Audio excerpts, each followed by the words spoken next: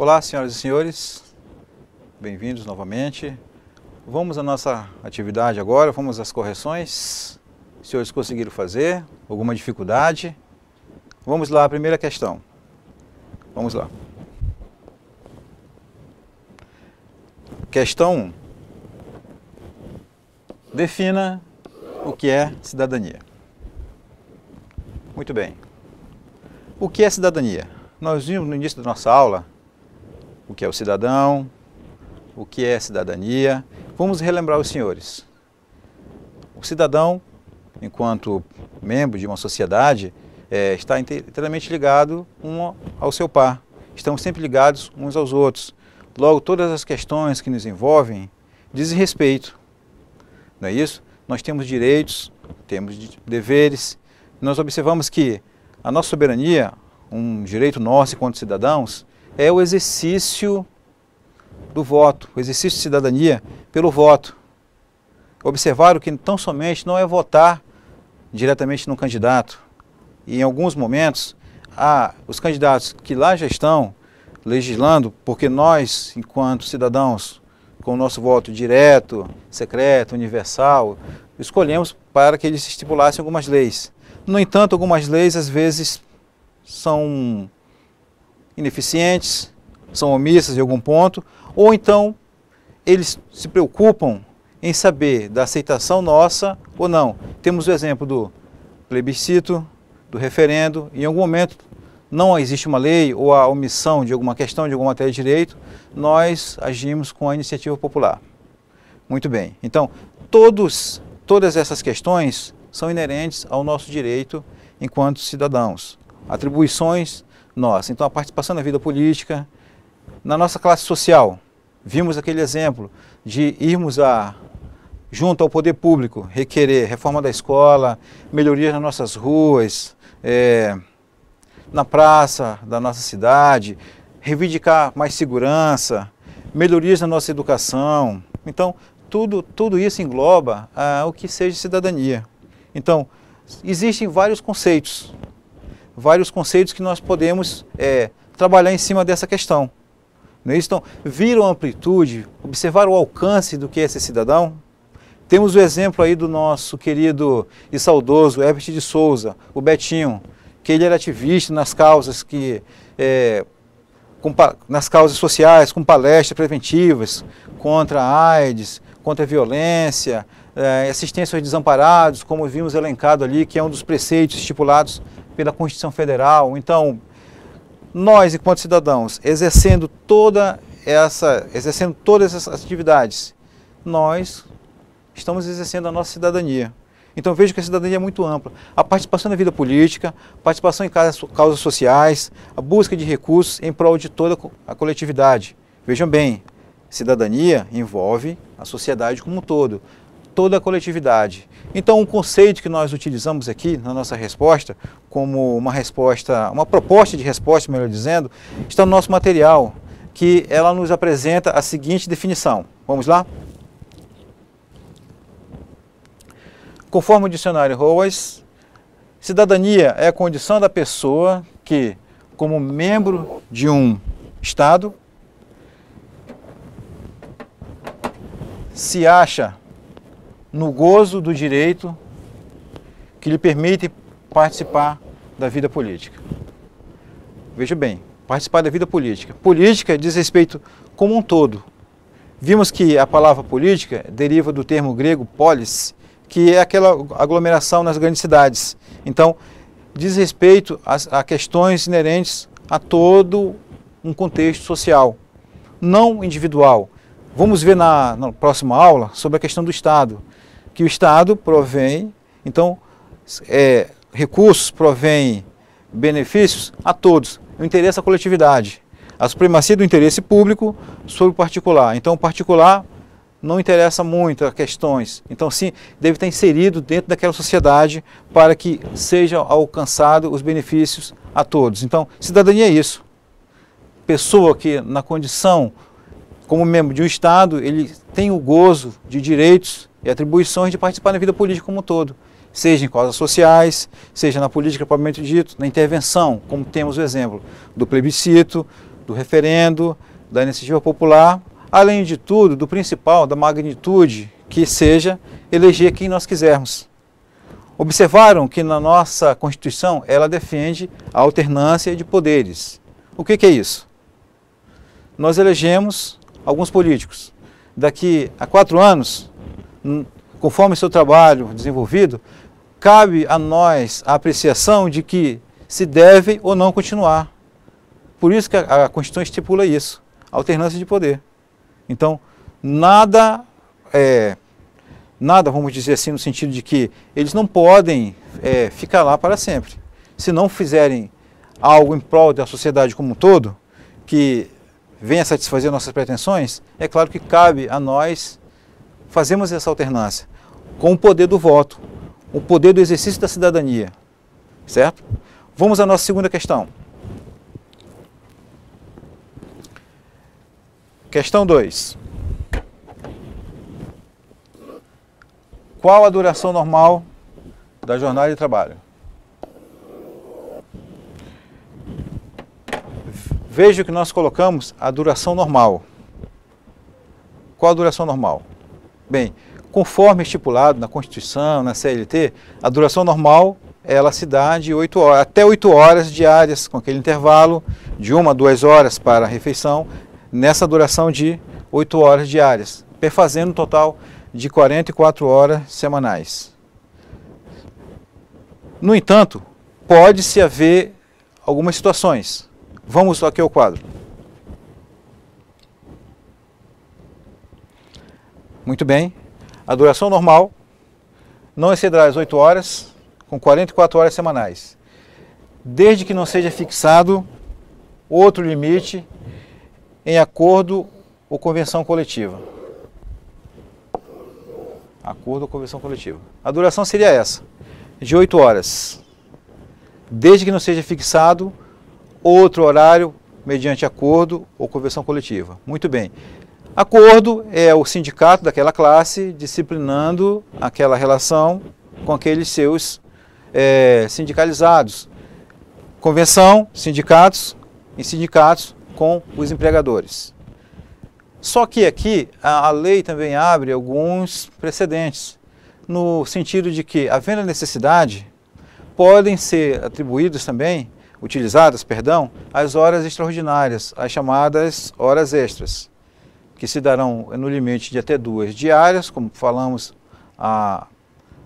ao início da nossa aula, ou então algumas situações de caso fortuito ou força maior, eventos naturais, no caso de uma chuva. O funcionário já estava lá, o empregado no seu local de trabalho, aí ele acabou ocorrendo algum evento desse, uma chuva, alagação, uma coisa que venha prejudicar aquele ambiente, então houve a necessidade de que ele permanecesse um pouquinho mais. Então, seu patrão pode requisitá-lo. Agora, no entanto, tem uma questão aí. Seu patrão pode requisitar, mas não há a obrigatoriedade daquele funcionário permanecer ali. A lei não diz que ele é obrigado a ficar, ela prevê que ele pode ficar, mas, no entanto, não obriga. Agora, é claro que vai do bom senso de cada um.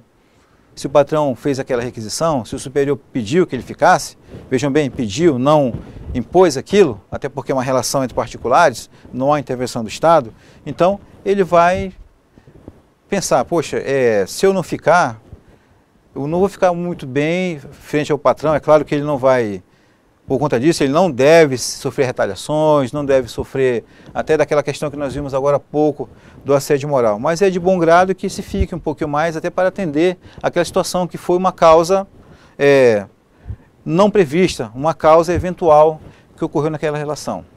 Além dessa duração do trabalho, dessa jornada de até 8 horas, respeitando também aquele intervalo de descanso, que fala intra-jornada, dentro da jornada, que tem o horário de almoço, de 1 a 2 horas, também a lei estabelece que deve haver um descanso semanal de 24 horas.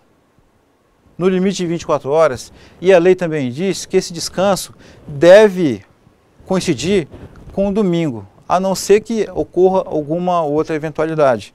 Então, há de se respeitar esse descanso, sempre no domingo, para que o funcionário possa gozar daquilo que a lei estabelece também e renovar suas forças para o melhor desempenho na sua atividade laboral. Vamos aqui a outra questão.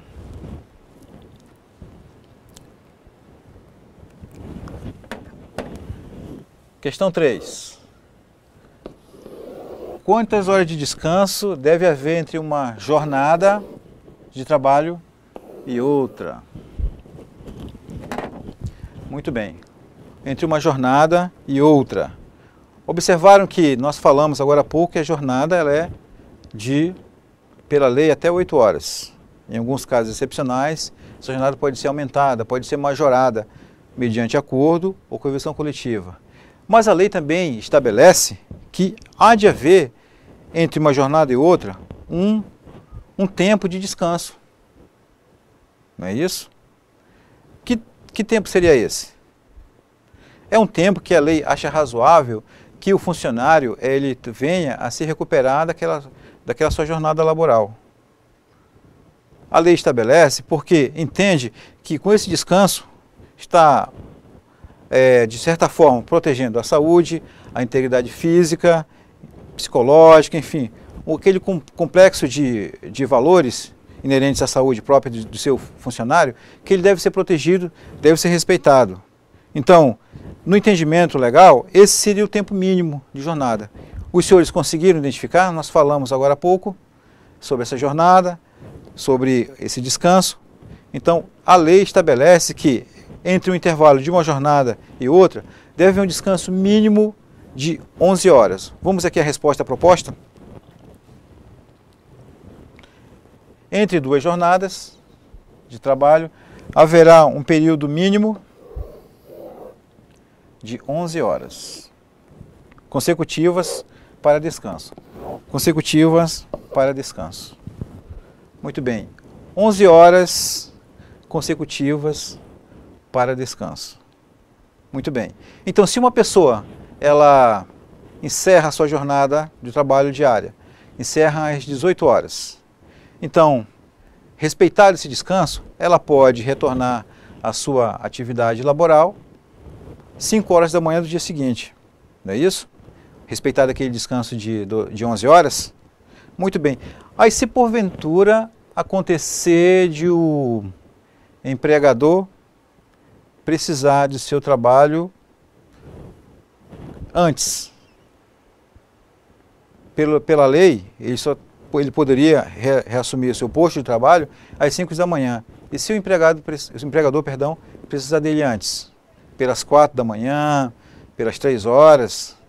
O que acontece nessa situação?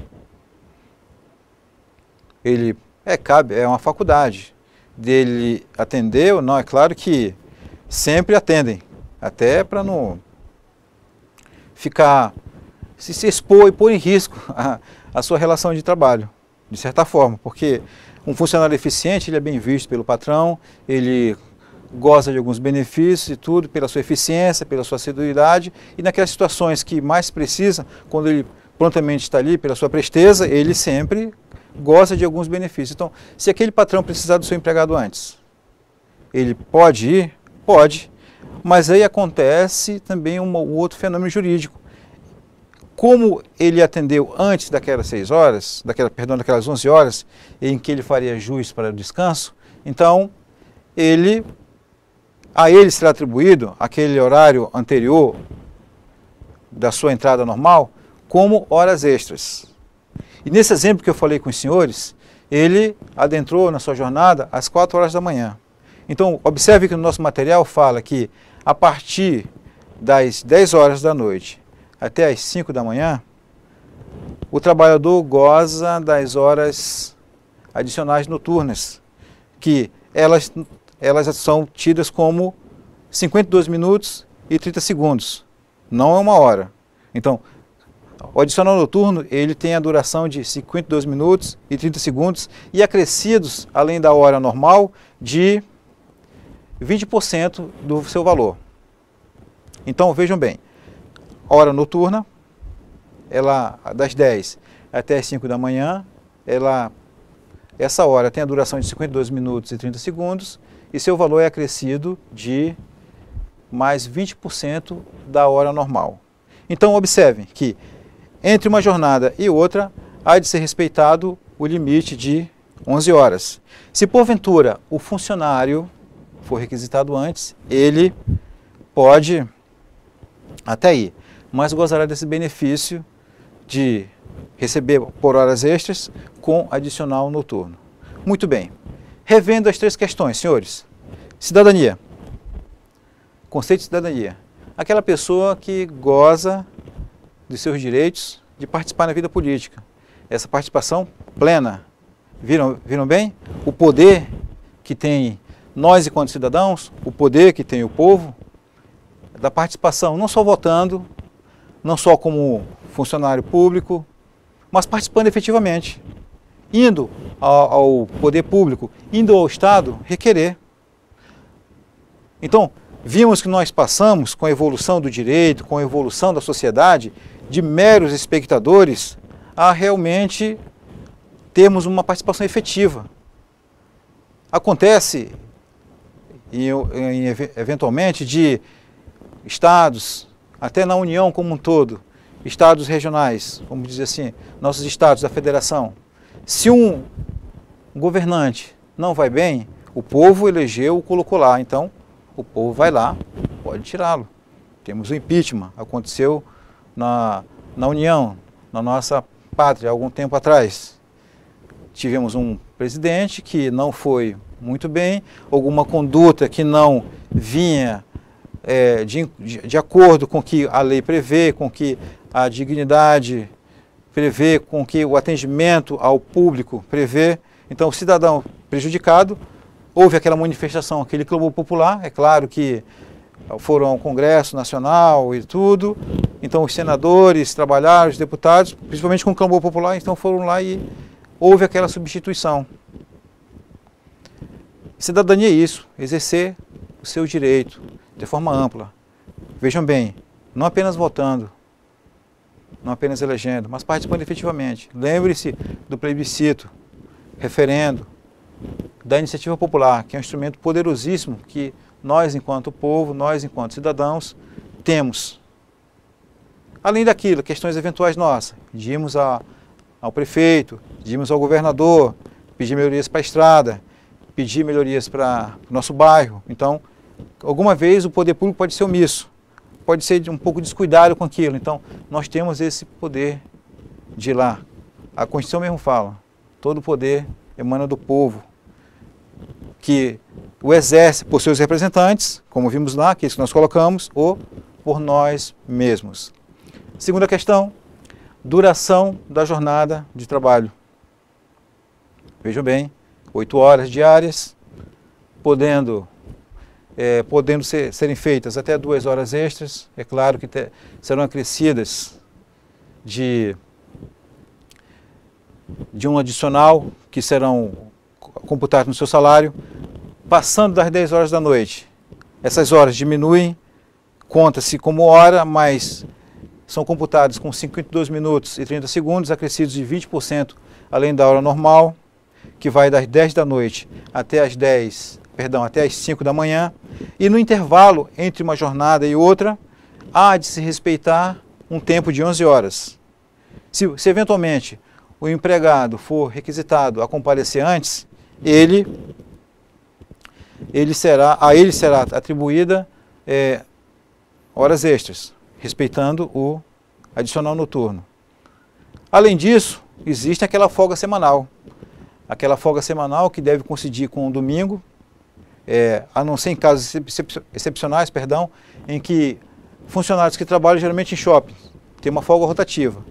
Mas, pelo menos uma vez por mês, essa folga tem que ser no domingo. Porque, vamos supor, seja aquela folga rotativa. Então, o funcionário trabalha folga na segunda, terça, até chegar o dia daquela pessoa folgar novamente, podem ocorrer quase 2 meses, 7 semanas, para que ele folgue no domingo.